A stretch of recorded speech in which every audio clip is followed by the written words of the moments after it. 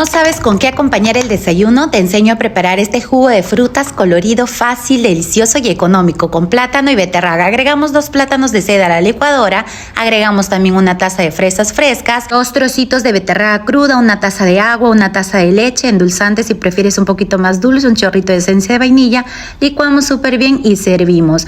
A este juguito lo puedes acompañar con lo que más prefieras. En mi casa lo acompañamos con pan y palta, queda espectacular, les encanta. Además que es fácil de prepararlo.